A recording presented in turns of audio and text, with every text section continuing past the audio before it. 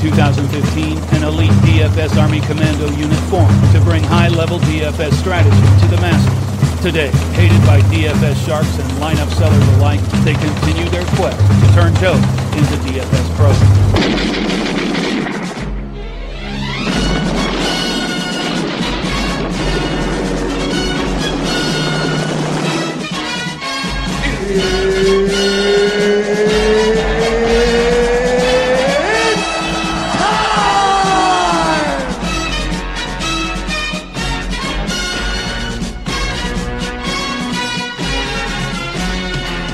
Welcome to the Taco Tuesday PGA DFS podcast presented to you by DFSArmy.com. It's time to start off another season of PGA Tour golf, and it's looking about as good as ever with Tiger going out on top and all of these young studs, a bunch of really big names up and coming. It's going to be another amazing season. Golf is in such a good place right now, and remember, if you want to follow us throughout the PGA Tour season and get access to all of our premium tools and articles, check out DFSArmy.com and use promo code TACO on sign up for a lifetime 10% off. You get access to every daily fantasy sport. The research station, again, loaded with every sport that FanDuel and DraftKings have out there. We do some amazing work with NFL, NBA, the NASCAR season's coming up in about a month. Of course, the golf season starting just now and won't end until October. I mean, it's pretty much a full year-round sport, and every week we're breaking it down. Got it broken down from every angle. The research station, which is loaded to the brim with all the statistics you could ever need to help make golf decisions, and the Domination Station lineup optimizer to help you mass multi-enter. And of course, VIP members get access to the Chalk Donkey article, which is really good work done by my friend Josh, DFS Up North. It's a must-read every week, and you'll want to join us to get access to all of this, the research station, everything. For every major sport, again, really good deal that you're getting here at DFS Army. All the other guys are really, really good at what they do, and yeah, you can get a 10% lifetime discount. Just use promo code TACO on sign up using the link in the description below, and that will support the pod. You can also check out our sportsbook offering, Beat the Bookie, which will help you through the ever-expanding world of sports betting as it's legalized state through state throughout the near future. So without further ado, let's get into the Sony Open here. It's in Hawaii, Wailea Country Club. Again, it's one of the beginning tournaments of this West Coast swing. Last week at Kapalua, we were in Hawaii already. So some of the guys have already been here. You're getting a lot of your web.com tour graduates. Going into this field, not a lot of the big names are here. Only a handful of pretty big names. Most of them are on the younger end, and usually your big veterans will kind of wait until the California part of the West Coast swing before they really come out and start playing events. But you have some decent names in here: Justin Thomas, Bryson DeChambeau, Jordan Spieth, Patrick Reed, Hideki Matsuyama. That's pretty much it for the the household name type golfers here. You've also got Leishman, Woodland, and Cameron Champ. A lot of the young up and coming guys are Cam Smith, Emiliano Grios.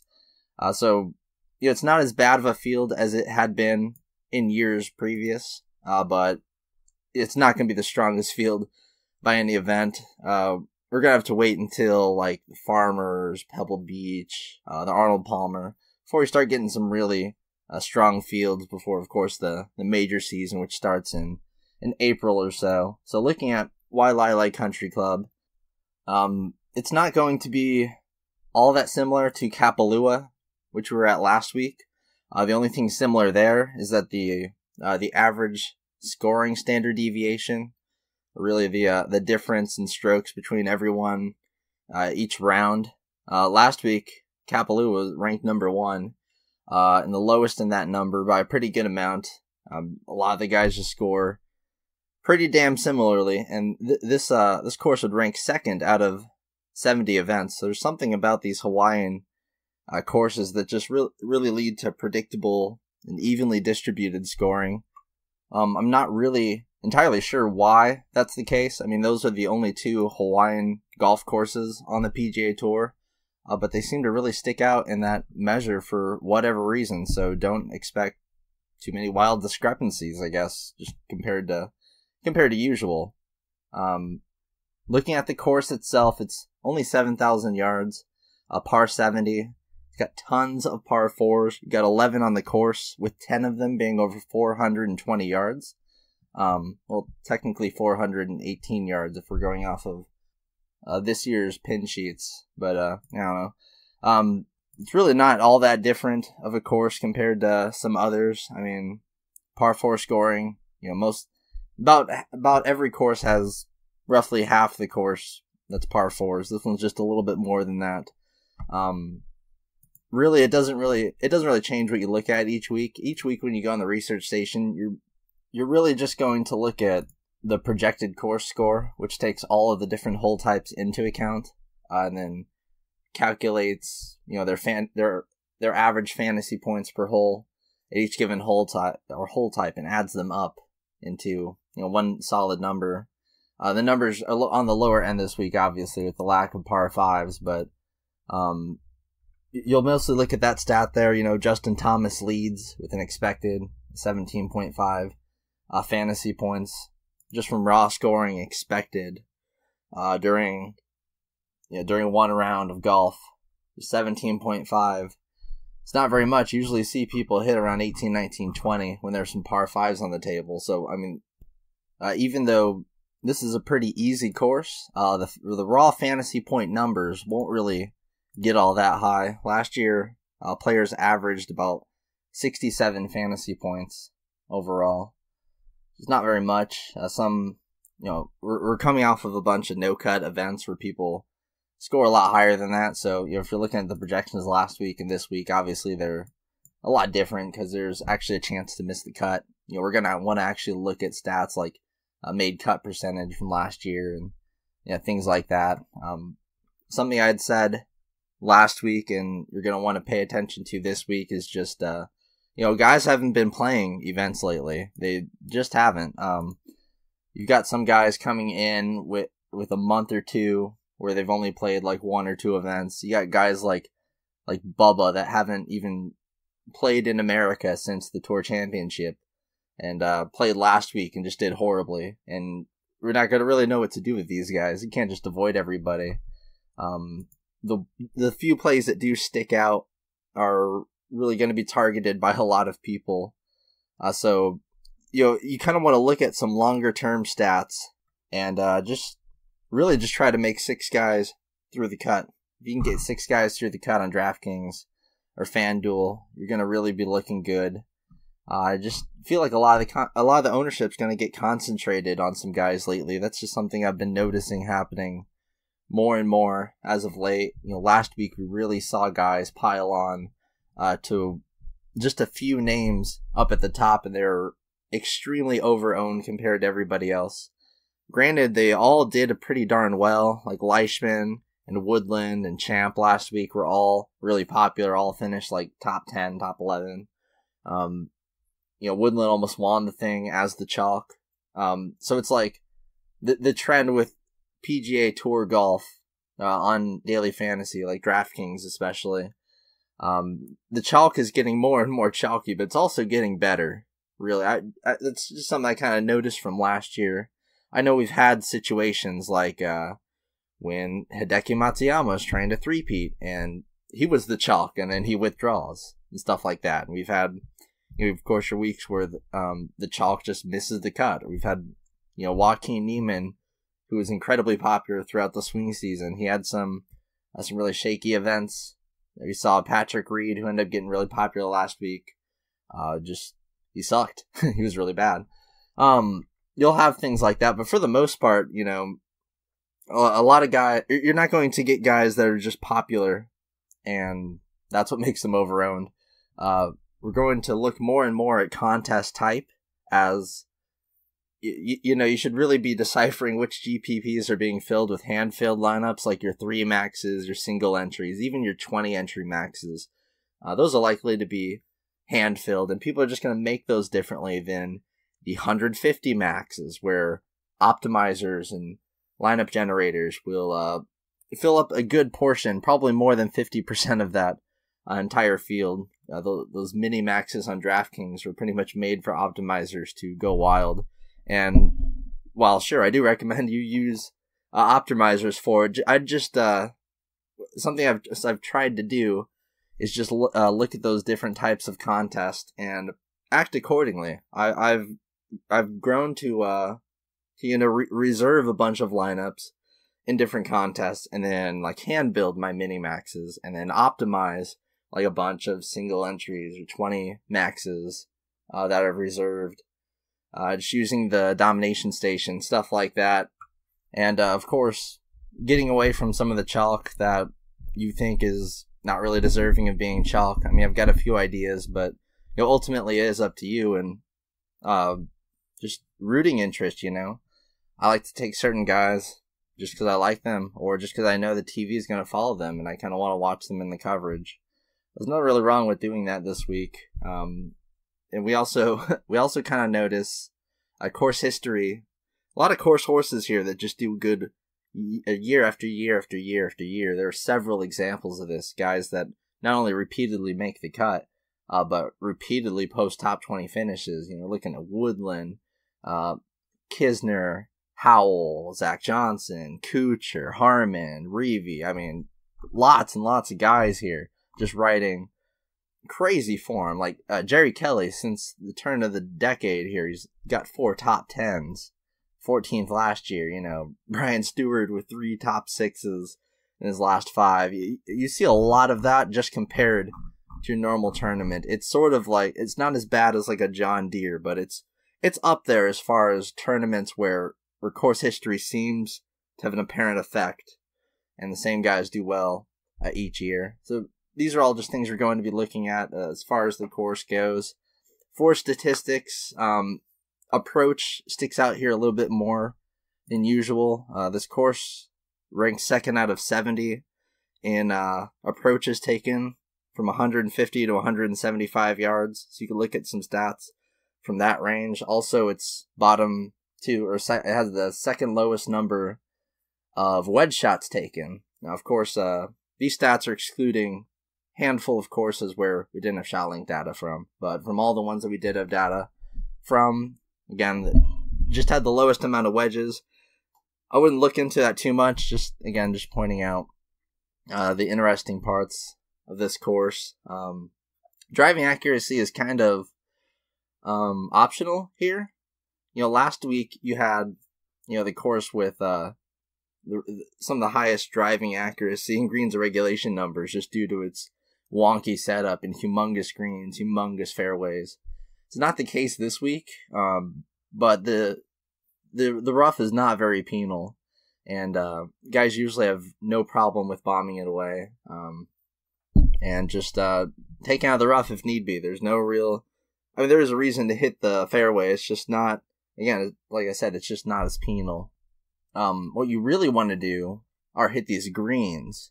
The approach game is going to be slightly more important than usual. It's the most important stat. It literally correlates strokes gained approach correlates with success at pretty much every tournament.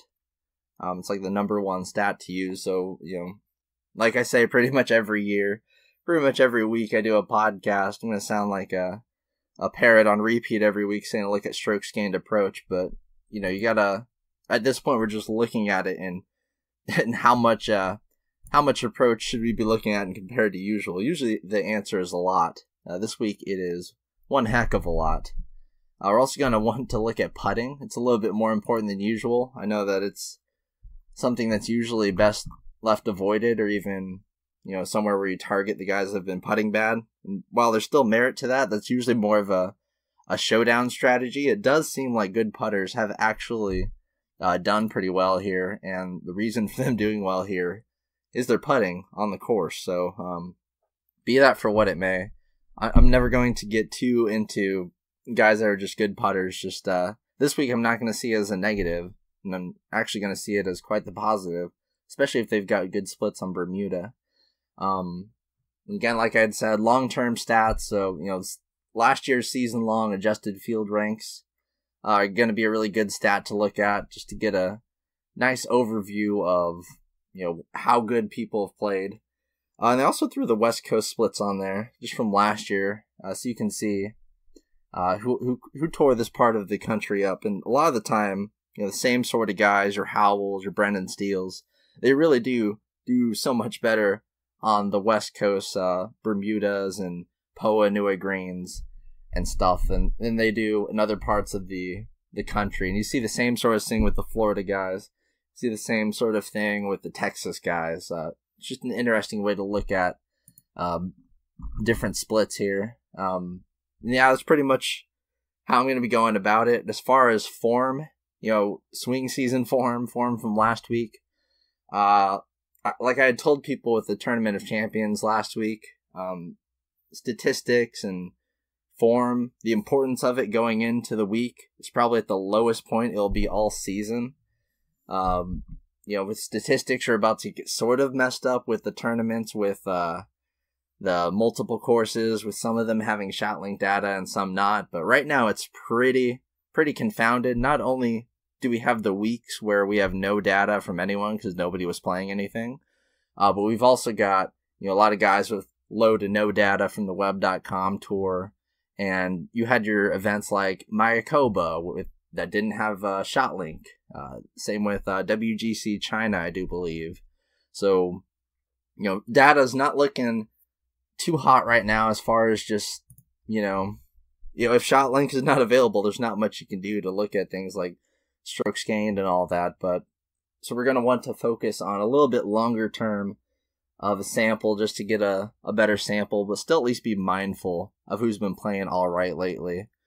So let's dig right into this field. Up top at $11,000 on DraftKings, you have two dudes, Justin Thomas and Bryson DeChambeau. DeChambeau is actually more expensive on FanDuel for some reason, despite DeChambeau only currently sitting at 9-1 with Justin Thomas sitting at 5-1 odds.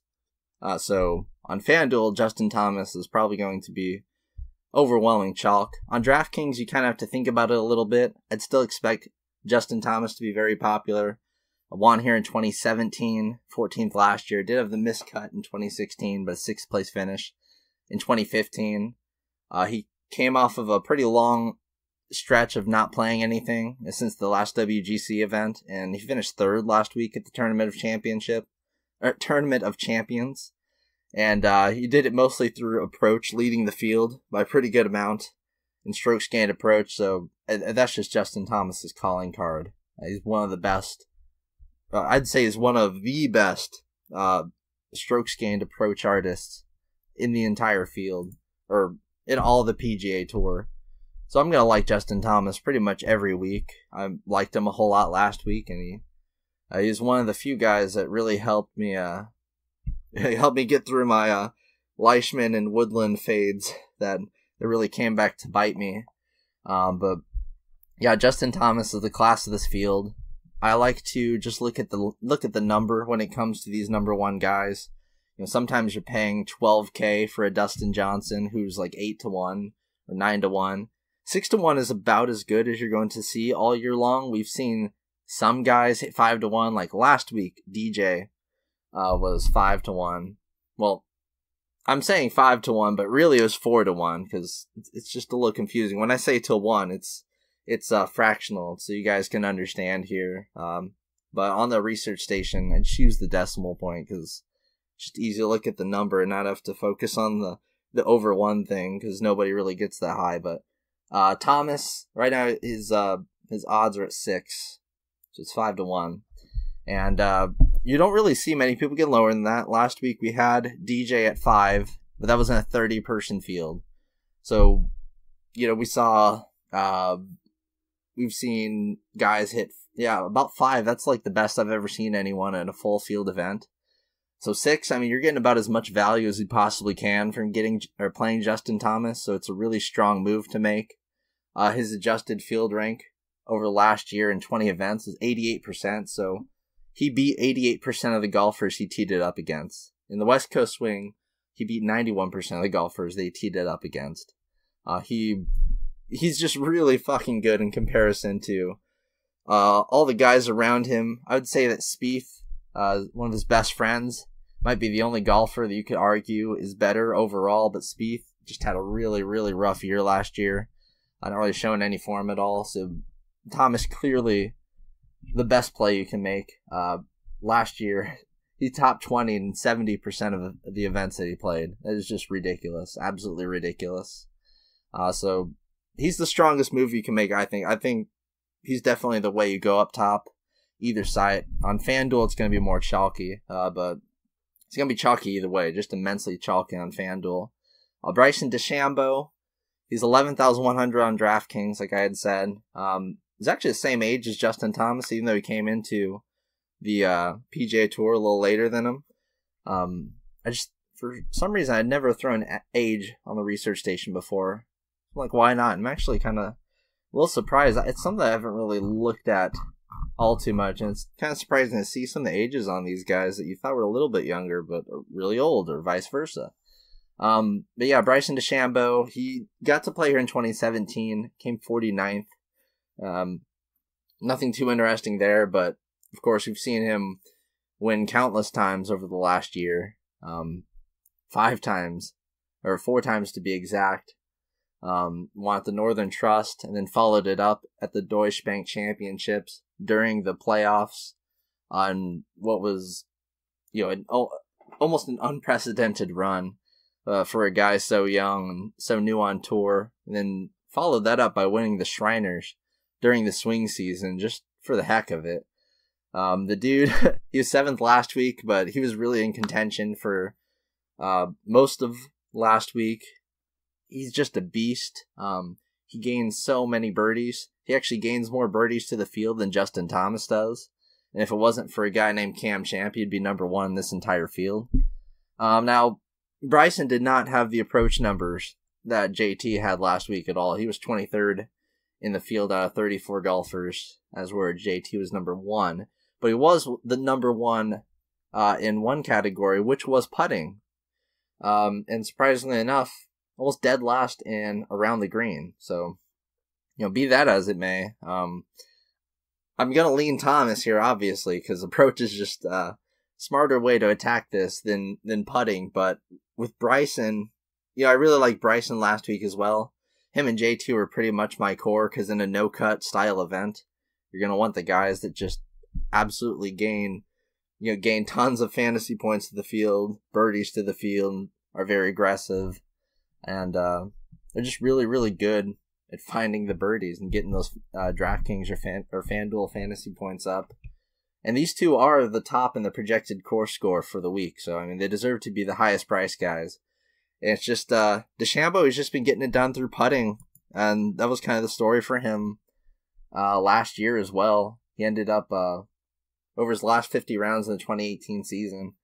Pretty much almost no one in this entire field was better than what he had put up. He put up 0.6 strokes gained putting over the last 50 rounds, which was really, really solid. Over 60% of his rounds were positive in strokes gained. Compare that to Justin Thomas. He's right there at 50%. He's a really good putter, but last week he just couldn't putt well at all. So he's the smarter play to make, obviously.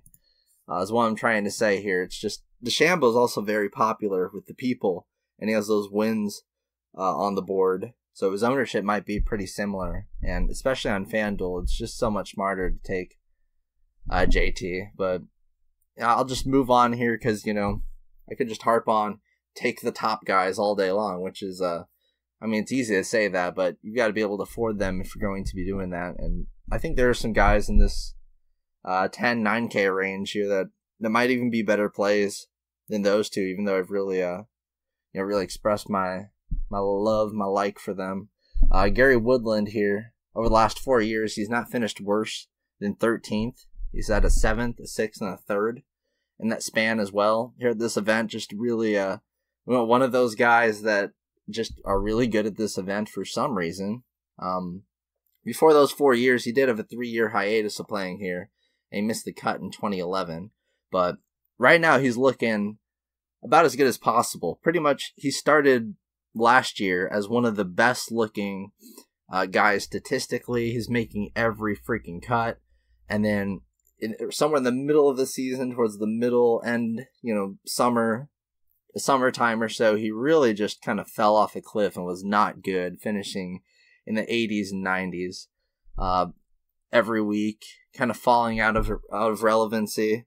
And then through the swing season here, he's just kind of picked it up a lot. A fifth, a second place finish at the WGC HSBC Championships, where he lost to none other than Xander Schauffele, who he lost to last week. And the dude, if it wasn't for Xander, he'd have 2 more wins on the board to add on to his win from last year at the where did he win at again? It was Waste Management. That's what it was. Thanks to Hideki for dropping out on him so he could win that. But yeah, Woodland, you'd never expect to see him $10,800 or $12,000 on FanDuel, which is kind of crazy. But given his history here, and he should have won last week. He was winning by multiple strokes before Xander just had his incredible 62 on Sunday to steal the win from him. But he's not that far removed from some incredible finishes. 10th at the Shriners, 12th at the BMW Championship, ended up 11th at the Tour Championship. He's about as good a form as anyone. So Woodland, he's just super expensive, but definitely someone I would have on my radar there. Leishman, the Woodman Leishman, together they were the most popular golfers last week, and like I had mentioned earlier, didn't play them as much because I knew they'd be popular, and boy did that bite me in the butt. Leishman ended up in 4th, had some really solid rounds, and the dude always has a really good swing season, pretty much every year. Going back, I had that win at the CIMB Classic, back in, I think that was October, November. October. And, man, ever since then, I mean, he hasn't really done a whole lot. Played in China again, the HSBC, finished 18th and then 4th at the Tournament of Champions. He's just super, super, super consistent going back several years now. If you take out that one stretch of time where his wife was sick, he's really just been a solid top tier and consistent golfer that you would just throw in your cash lineup every single week. It's just his price has finally caught up to how good he is. And he has a pretty good stretch of course history here. Has some top 10s like Woodland, but those are back in 2014, 2013. Hasn't missed the cut since then, but hasn't really done too much, like cracking the top 20 then either. Just solid cut making. Made 82% of his cuts in the 2018 season, so he's got a thing for cut making. That's sort of his deal. Top 5 in approach last week. Forgot to mention that Gary Woodland, he was top 8 in every single strokes gained category last week. So, the dude is beastin'. Leishman, just his approach game and his putting game was all he needed last week. It was really bad and around the green and off the tee numbers. And fortunately for him, approach and putting are really what we're looking for this week. And his approach game, we've known about it for a very long time. It's very good, very consistent. It'd probably be a cash game target for me. Probably. I don't know. I'd probably still go Thomas in cash, but Leishman is someone I would never say no to in cash. Doesn't really have the odds value. He's 17 right now compared to Woodland's 13, and Spieth underneath him is at 15, but Spieth's form is just in. There's just a lot of questions with it. So let's talk about him real quick. He hasn't played since the Mayakoba Classic where he missed the cut. Really shady performance from him there. 55th at the Shriners, 55th at the BMW Championship when he bowed out early. Didn't even make the Tour Championship. Didn't make the Tournament of Champions last week, as he didn't have a win all of 2018. It's a really weird off season for him. The only real positive notes he had from last year were the Masters and the week before it, where he finished third. Other than that, boy, it's been rough. He's still in the quintuple digits here on DraftKings and FanDuel, pretty much out of name recognition alone, the name value, because that's about it. If over the last 25 events, he's played 12 of them, and his adjusted field rank is only 62%. If you compare that to other guys in this range, like Woodland, DeChambeau, Thomas, Champ, those guys are all over 80% in that span. He's at 62%, so he's taken quite the step back. If you look at the whole season last year, 70% adjusted field rank. Justin Thomas's was at 88%. Just a huge difference there. I guess it's safe to say that he's fallen off some. That's not really... but I don't know if this is the new normal, or it's just him, just having a bad year. I mean, we've seen guys have bad years. We've seen Stenson back in like 2010-ish, I think. Paul Casey back in like 2012-ish. Bubba Watson just 2 years ago, really. This last year almost. You see guys just go through really weird off years, and either they bounce back, which is usually the case, or they just kind of fade away into obscurity from there. And I really don't see Spieth fading away into obscurity. I think he could easily turn things around. When? I don't know. And am I going to be playing him until that point? I don't think so. But I'll eagerly be waiting.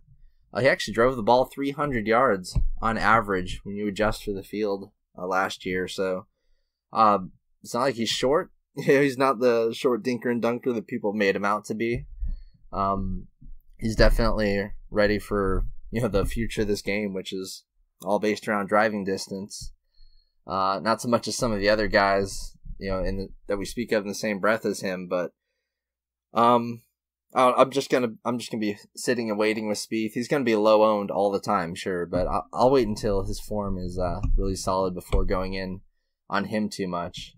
He is also the same age as Justin Thomas and Bryson DeChambeau, though, so even though he's been around for longer and has been on the stage for a lot longer of time, he's no older than these guys. He's still very young, only 25 years old. And speaking of young guys, we're getting into the $9,000 range here with Cameron Champ, $9,900, $11,600 on FanDuel. The dude's a monster. 334 yards off the tee, adjusted driving distance, just absolutely sickening. Last week I had mentioned that the 12th and 7th hole at Kapalua were responsible for 6 of the 7 longest drives in the entire 2017 season, or 2018 season. And I think it was the 12th hole last week where he hit a drive that was like 419 yards. Just insane. The dude is a monster. He wallops the ball. Like he would make Dustin Johnson look bad at driving the ball. That's like the kind of skill we're working with here. It's like Trey Mullinex, but he might actually really be good. Looking at the numbers, strokes gained for him, 15th off the tee and 16th in approach last week. He really is somebody that you want to play at Bombers courses. He gets all of his work done off the tee, sort of like a Keith Mitchell. But he really does have good Bermuda grass splits in his very, very young career. So that can't really hurt him there. Right now he's projecting out as one of our best values, despite being 25-1 on the odds books compared to Spieth's 15, Leishman's 17-1. And the reason is the dude gains 4.6 birdies to the field in every event he plays. Like it's crazy. The dude is a monster. He's gaining over 18 fantasy points per event. He's always going to do better in fantasy scoring than actual scoring. Definitely one of those guys. Like he screams GPP. Very popular last week, of course, and an 11th place finish out of 34 guys isn't really all that great, but people will still look at the the game log and go, holy crap, 1st, 28th, 10th, 6th, 11th. That's awesome. And it's pretty good. I mean, it's very good for a rookie. I'd definitely say that. I'm kind of in the hype wagon along with you guys. I want to see him do really well. But, the only thing he did last week was putt. He was 4th in putting. And that's not really what you want to attack here. I mean, it's nice that you're putting well. But, I don't know. I don't know. So, Patrick Reed, he's a guy I'm not very interested in here. $9,600, 11-1 on FanDuel. Yeah, right. He was almost dead last in both putting and approach last week. 30th and 31st in those categories, which is a reasonably big yikes. Fairly big yikes. He was 7th at the Sanderson Farms, the only event that he played during the swing season. And other than that, 25th out of 34 golfers last week, and 28th at the Tour Championship, which was almost dead last. He had that swing, during the major season last year where he was just incredible, top 10 after top 10 after top 10. Since then, it's been dicey, Season long, his adjusted field rank 72%. But over the last 15 events where he's played 7, that's at 63%. It's not very good. Not as bad as Spieth's in that span, which is 59%, but it's still not very good compared to what you could, some of the guys that you could afford with this amount of money here. You've even got Cameron Smith, who's $200 cheaper, and his odds are even better than him right now.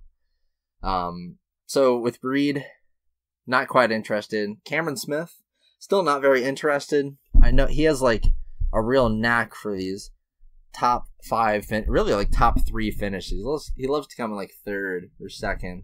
It's the thing with him. He could do that, but he also misses a ton of cuts. Only made the cut in 69% of his events last year. Nice. But yeah, he recently won in Australia. I do believe the Australian PGA Championship, which he should win that.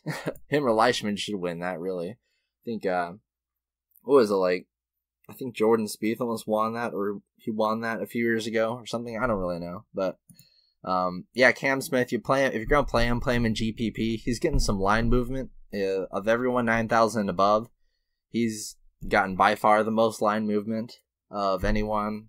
It's gone from 28 to 26 as it stands right now. He made the cut here in his last 2 years, finishing 18th and 27th, which is pretty good. The missed cut in 2016 when he was a wee lad. I don't really worry about that too much. He hasn't played in about a month, I think, since the Australian PGA Championship. I'm pretty sure, but he's just a guy in this range. That's how I see it. I don't think he's going to be terribly popular. One thing I do want to point out is in 4 events in the West Coast swing last year, his adjusted field rank percentage was 84%. That's really good. That's the 3rd best or 4th best. Well, if you take out the guys with only 1 or 2 events played, he'd be the 3rd best in this entire field. So that's something to look at there. Hideki Matsuyama, $9,300. It's sort of like Spieth, where he's there kind of on name alone. He had a bad year last year, but he did finish the year pretty damn good. 4th in the Tour Championship, 4th the Deutsche Bank Championship, 15th the BMW Championship, 15th at the Northern Trust. That's one hell of a playoffs right there. 18th at the WGC event and 30th at the Sanderson Farms. That's just mediocre. But this is a weird course for him. He had missed 4 straight cuts here until he played here in 2017, finished 27th. Now, it's pretty easy analysis to just say, obviously don't play him on FanDuel where he's 11,300. That's nuts. You could play him in GPPs here. It doesn't have, Vegas odds value. And really, you don't really want to be playing Matsuyama until, I'd say the Waste Management, but after last year, I don't know. But the thing I do like about him is that he ended the year by being just a god strokes with all things strokes gained approach. So that's that's what I've got to go with Matsuyama here. And I do like how his extremely strong playoff run is completely omitted in the current DraftKings game logs. So that's something to take advantage of there. So I have no problem with him in GPP. Not going to be a cash game play by any means because he's still not coming off the best of years. And some of that was due to injury, but still, you got to wait a little bit. I know that this time last year, Matsuyama was like the best golfer in the world, just torching it up. Just gonna proceed with a little bit of caution with Matsuyama, at least to start off the year. Grillo at $9,200, $9,900 on FanDuel makes him one of the first really good FanDuel plays I'll mention. I will go back up briefly and say Leishman is a very good value price on FanDuel, but he also might be like hella chalk, so there's that. Grillo, what can I say? The dude made 90% of his cuts last year. So good. And he does it through the putter. He does it through his approach game. You know, that's kind of what I outlined here. He's someone that people really like to roster a lot. And if you ever play a site like Draft, you'll know that he's always like perpetually overpriced there, so I can never get him on that site, so I usually play him on DraftKings to make up for that. Same with Woodland, but kind of digress a little bit there. It's 47th and 33rd, the two times he's played this event. That's okay, but just looking at his proprietary numbers here, 44% of the time in his 25 events played last year, he finished top 20. That's really good. With a 90% made cut rate. He's definitely a strong cash play in my book. Casey, $9,100, $11K on FanDuel. Dude's 41. Just throwing that out there. 16th last week, which would make his, that would make his fifth straight top 20. Actually, if you go back to the Deutsche Bank Classic and overlook the withdrawal from the BMW Championship, it's his sixth straight top 21. But those numbers aren't really quite as strong when you look at them in context. At the Tournament of Championships and the Tour Championship, those fields had like 30 people in it. At the HSBC WGC event and the CIMB Classic, those fields had like 70 people in it. So if you just go by the numbers, Casey's looking, oh, cool, top 20s. Look at all these top 20s in a row, but it's really overrated. He go back a little bit farther and look at his season. He had the first like rough season that he's had in quite some time, at least 5-6 years. It's been he was an elite tier golfer, maybe not elite, but right the step before elite, and he's kind of priced that way this week, but I think he's probably fallen a step back, sort of like how I'd say how Kuchar was last year, but I mean Kuchar's looking kind of strong right now with the win and everything. In case he was one of those guys like a Howell, Phil Mickelson, who am I thinking of here? Frick. He's just one of those guys. Oh, like Kuchar, that is usually someone that doesn't get any wins. They post a ton of top 10s. Either they don't win or they haven't won in several years. And last year it was just the year of those guys winning. You saw Casey winning, you saw Kuchar winning, you saw Phil Mickelson winning. All these guys that are just classified as non-winners. They're all out there winning tournaments now. And since that bubble's kind of burst through, I mean, who knows with Paul Casey here, but he hasn't shown anything at this event in years past, and I don't know, he just doesn't really have the upside for me. He only played one West Coast Swing event last year, and I barely made the cut, and that was it. So I don't know, I'm not huge on Casey, although usually that's my dude, so hopefully he just keeps it rolling. But right now I'm just kind of I'm kind of leaning towards his game log being overrated. So rolling through this 8K range here, let me briefly hit on Kevin Kisner here. He's $9,000, 9.6 on FanDuel. 4th and 5th here in 2017, 2016. with 3 missed cuts the year before that, 25th last year. 7th at the RSM Classic, which is a big jump back, but God, he had such a rough season last year. Like, season-long adjusted field rank, 53%. That is scrub level. Like, seriously scrub level. But it's like, I do recall the few events where he had really, really, really good course history at. He actually performed decently there.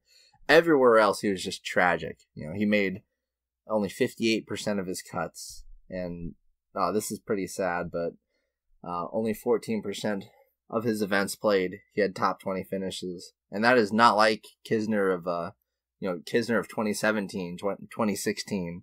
That guy was constantly coming second. He loved coming second a lot. But he's just really overrated in price here right now, and it's because of the course history. If I'm playing course history, it's not going to be Kisner at 9,000. I'm going to save $100. It's going to be the play of the week, and I know he's sitting at the second highest odds drifts, so he's gone from 28 to 25. That's Mr. Charles Howell III, Chucky 3 Sticks, Mr. Charles Howell, and he recently won at the RSM Classic just 2 events ago, just a couple months ago. He just broke through, won in a playoff, something that honestly shocked me. I know he had the second place finish. I can't remember where that was, but last year he had that second place finish. And again, it was at a course where he had extremely good course history at. And if there's any dude that likes to perform at places where he has good course history at like Charles Howell is the definition of a guy that's a course horse at many different courses too, mind you. Like early on in the season, he's a guy that just loves to start like 13 for 13 and made cuts. Last year, 4 West Coast events played, 83% adjusted field rank. That's 4th, 5th best in this entire field as far as that split goes. The dude's just a cut making machine when he wants to. He basically pays for the bills early on and then heads on his yacht for the second half of the season and doesn't really care. And he's been doing that for like 15 plus years now at this point. Dude is solid and consistent, but he's not even 40 yet. He's just been grinding. He's probably way up there in career money, I guarantee. He's just a cut-making machine. If you look at this event, it's not really any different. Since 2012, he's yet to miss the cut, and in that span, he's had a 2nd, a 3rd, 8th, another 8th, and a 13th. And if you go back past his missed cut in 2011, go back a couple years further there were a couple more top 5s thrown in as well. So he is just extremely good at this course. Now, last year, he was, like, seriously mispriced, like, in the 7Ks, and he got like, 30% ownership, and was just fine. It was him and Walker. That was the chalk, and then, of course, Walker blew up. But we'll talk about him later. Howell, he's pretty much as cash money as you can get of a play. In cash games, you better lock him in. That just makes obvious sense right there. He's sitting on really good line value right now, so in any... in entries, $5, $10, or more dollars, the expensive ones, he's going to have some seriously heavy ownership, so just be prepared for that. Same goes for cash. But yeah, he's my favorite play of the week, definitely. I love that guy. I love playing him early season because it works every single year. It works. It's like just taking KJ Choi at the Genesis. It's just going to work until it doesn't, but so far it's still just working. So I'm going to keep doing it. Abraham Answer at $8,800. Good value over on FanDuel at $9,300 over there. Missed the cut in his only appearance here last year, but besides that, he's had so many good finishes recently. 7th at the Deutsche Bank Classic, 5th at the CIMB Classic, 4th at the Shriners, most recently 21st at the Mayakoba. Dude's riding some good form. The only thing that really strikes me is his finish at the WGC HSBC Championship, where he finished like dead last. That was weird, but that's a Mexican in China, so that's probably not the most familiar of locations for him. And again, we are in Hawaii, where he's never made a cut either. So, yeah. Anyway, he's appropriately priced or so. He has line value right now compared to Stanley, who's right underneath him, but I'm going to just hop on Stanley here because I really like this play. He's finished He came 10th here last year, 13th in 2016. Just really someone that rode under the radar for a good portion of last year. But the year before that, he really stuck out statistically, especially with his strokes gained approach. We didn't see that last year, but kind of made him. Well, we did actually. No, I was looking at the wrong guy. I was looking at Zach Johnson, who was disappointing last year with his approach game. But nope, Stanley was just more of the same. Just bad putting from him. And luckily, he's actually a much better putter on Bermuda than he is normally. So Kyle Stanley, someone I really do like. He's definitely more of an accuracy than a distance guy. That doesn't really matter as much here this week as it would in most other weeks. Solid in greens and regulation, adjusted. He's always up there in that regard. Anything that has to do with approach, proximity, he's really good at. It's just a really good week to take him, in my opinion. Even during his first little stint here on the PGA Tour, back in 2012, 2013, when he was winning championships before what I assume was his injury that took him out for a few years. Even back then, he was making cuts here at this event. It's been a long time since he's missed a cut here, so he's somebody that I'm eyeing. And he also has just a really strong average field strength from last year, and despite that, he's still able to put up some pretty good numbers. Outside of, there was a stretch, if you go back, there's a little bit of a stretch sort of in the early summer where he wasn't doing that great, but other than that, he had a really strong year, and I'd like to continue using him on through the season as long as he doesn't fall off a cliff here. So Kyle Stanley, like him. Zach Johnson, he has really strong course history here over the last 5 years. In that span, he has 4 top 15 finishes, and 7th most recently at the RSM Classic, but he missed the cut pretty horribly at Mayakoba and at the Deutsche Bank Championship too. He had a really bad time there. Made 84% of his cuts last year. That's kind of his MO.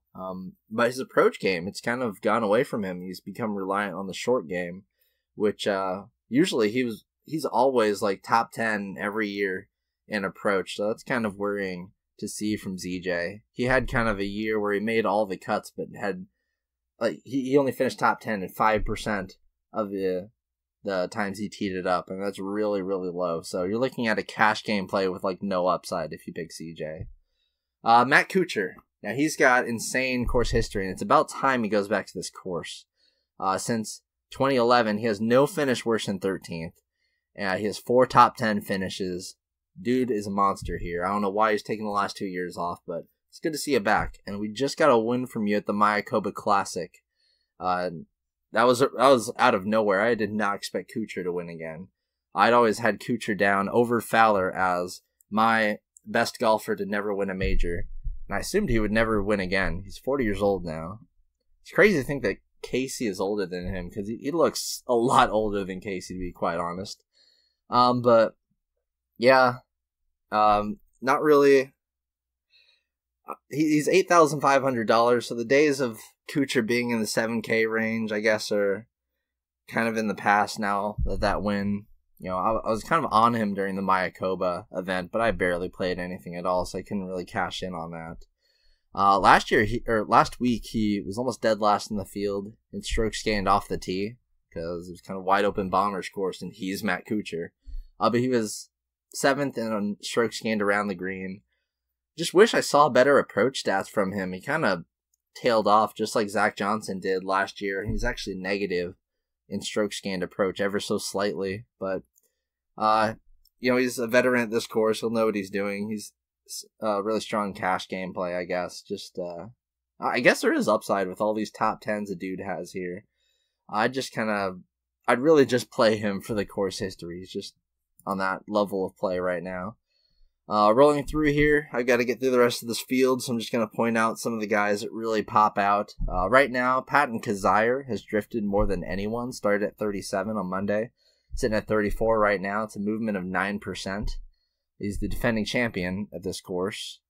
He did the same thing last week. He was also the highest drifter last week, and finished 8th, had a really good tournament, and was the value play that you needed to win, so I don't know what's up with Kizzire. He had those 2 wins early in swing season last year, and of course won this event.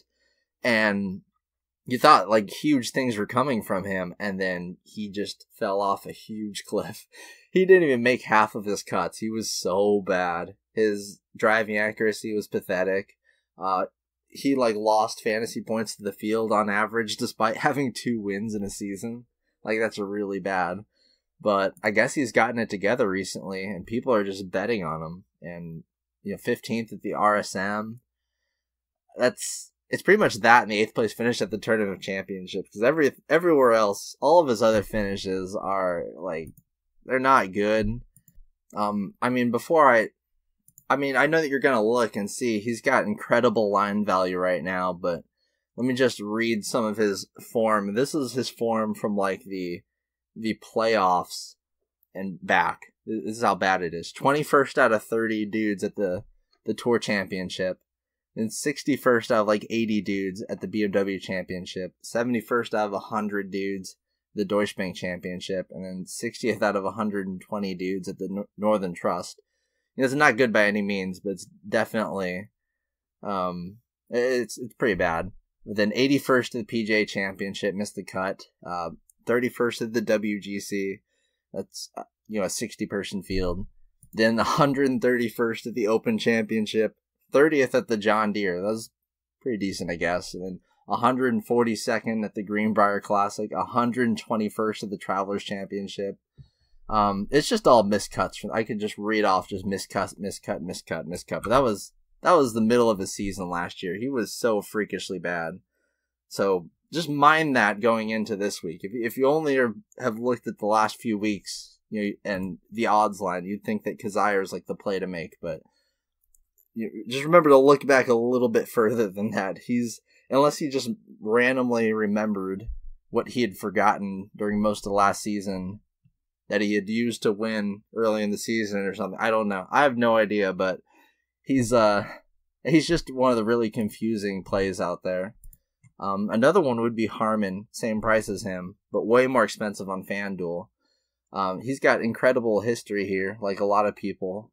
4 straight top 20 finishes for him, 4th last year. And if you recall, this was part of Harman's incredible run of top 10s during the swing season. And you see so many guys just have these super strong swing seasons, and then they don't turn into like anything during the regular season. In the recent years, we've seen those swing seasons from guys like Kevin Na and Russell Knox and Graham McDowell. If you remember, he had like multiple wins, just like Kazire did in the swing season, and then nothing after that. And then this year, a guy that's had a strong swing season like that is Scott Piercy. He had the 5th at the HSBC, 10th at the Shriners, and then the 6th at the Mayakoba Classic. And it made him popular last week. And then he started off just with a horrible round 1, ended up 19th overall. Piercy this week, he's also kind of an odds lines guy. But I don't think that his odds value is really that great. I think just the people around him are really overpriced, like Pat Perez. So I think that kind of it's not as good as it seems, really. Like, he's 48 or 47 right now, but I'd probably consider him even in value with guys around him like Kirk or Reevy who are in the 70s. I think I just disagree with the line value on a lot of these guys, especially the ones that have only been playing well like very recently and have been pretty bad before that. Because the guys are just going to bet on people that have been in a pretty good swing lately. So those guys are sometimes overrepresented with the odds. Moving right along here, just picking some plays out of the 7K range. Sung Jae Im is going to get a lot of hype. He's one of the youngest guys in the field, only 20 years old. And if you remember, he started off the swing season with a 4th at the Safeway Open, and has been a pretty popular name since then. Coming in off, one of the grads off the web.com tour who's really, really, really, really good. I'd say he almost has as much upside as Champ, sort of, but not quite as much, because Champ has just really shown it lately.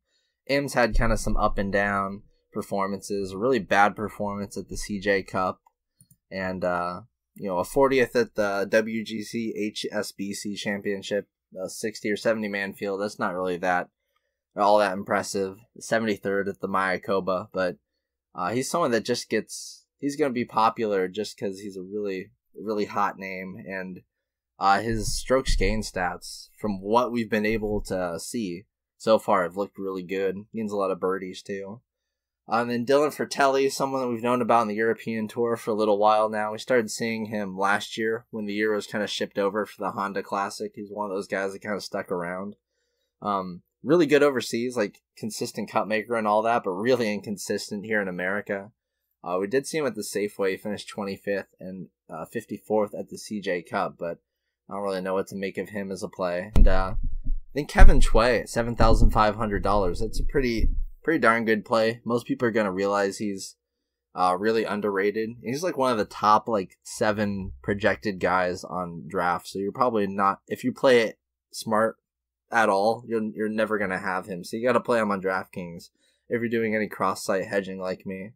And then another great play in this range, Andrew Putnam, $7,400 there. Hasn't done anything at this event before. Neither has Choi, actually. They've both just had a 69 last year and then missed cuts.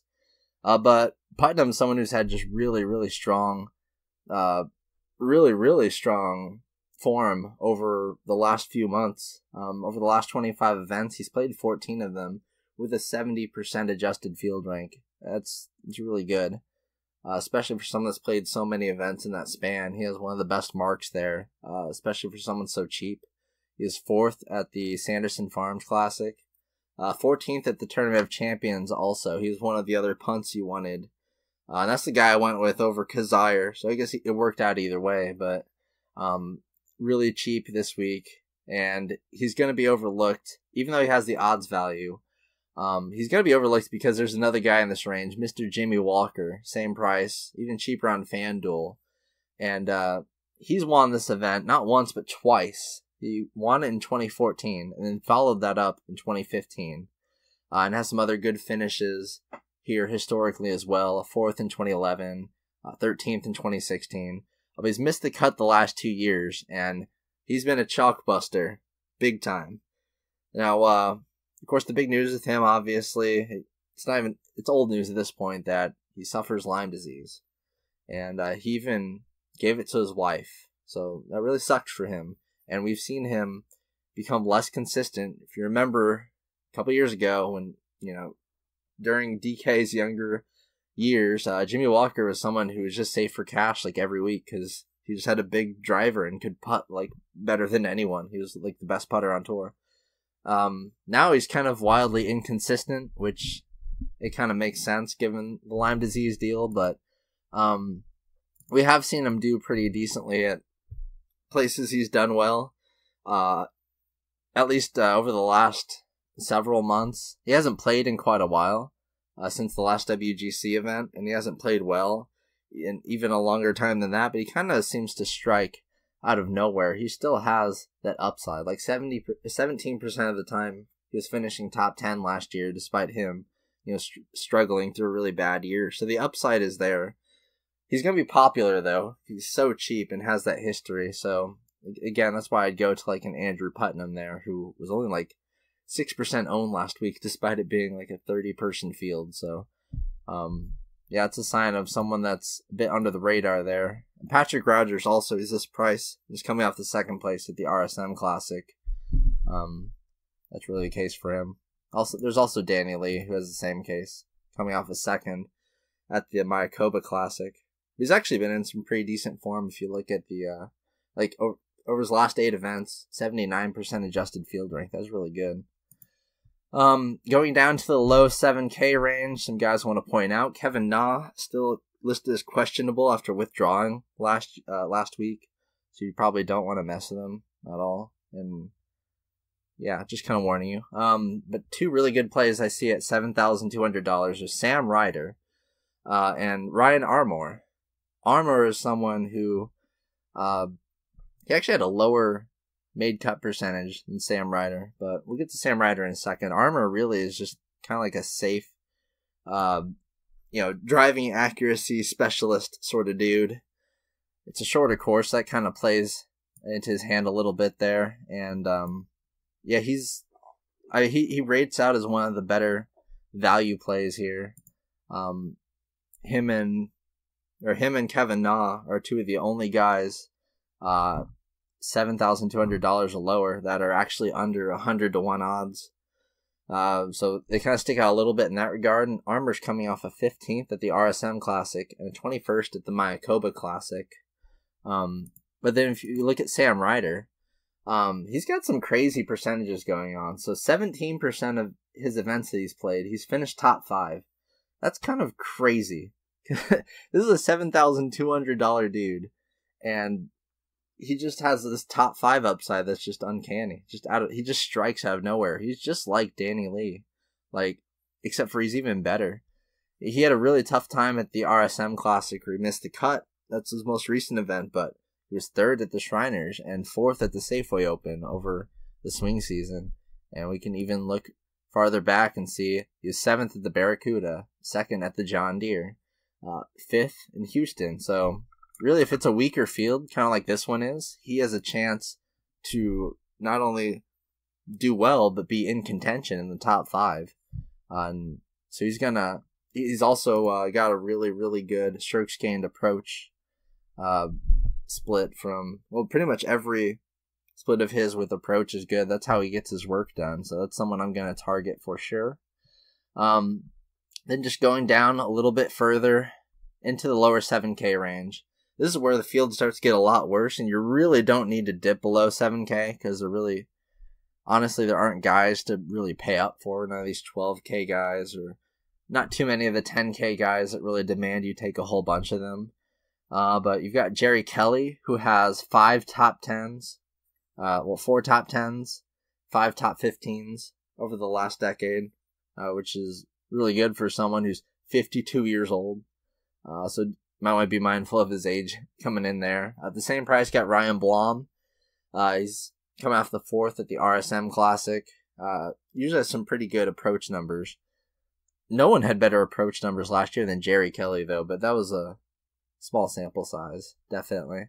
Then you've got Jason Duffner, who has some, a 9th place finish in 2016, 18th last year. Really bad season for him, probably the worst of his career ever last year, but it's such a cheap price, and he's just, as far as names go, he's a lot better than a lot of the other guys down here, that is for sure. Bryce Garnett, who he wasn't great last week, but he's been pretty good throughout this whole swing season, making a lot of cuts and stuff. At $7,000, that's really cheap.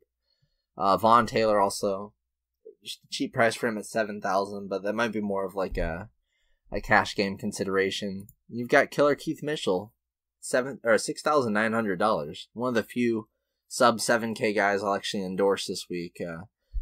He's actually coming off a few not so great events at the RSM and the Mayakoba Classic, but any of the long-term numbers, if you look at them compared to the field, especially when it comes to gaining birdies, gaining fantasy points, he's significantly better than anyone else in this range that has a sample size.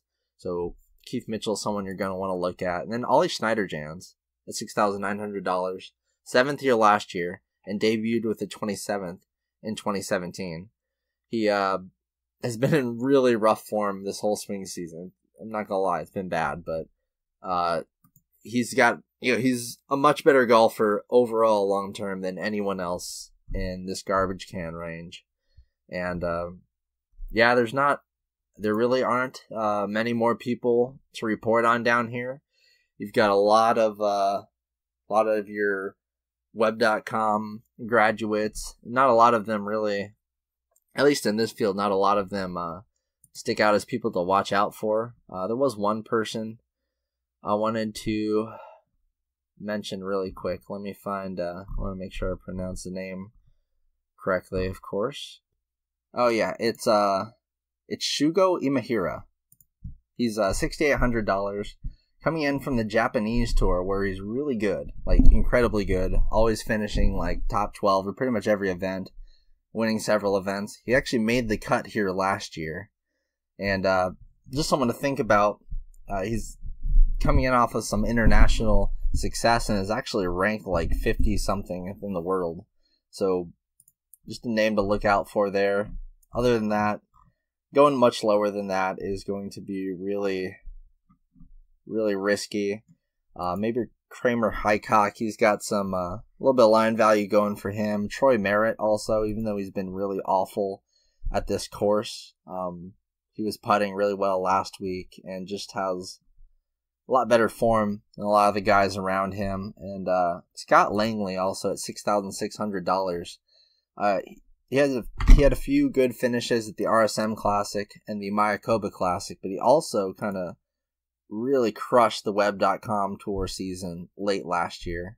But yeah, that'll do it for the Taco Tuesday PGA DFS podcast. First of the year, first of many, hopefully. And looking forward to the rest of the season, breaking things down with you. Gonna keep working on the research station and progressing it. You'll see it evolve even further from last year.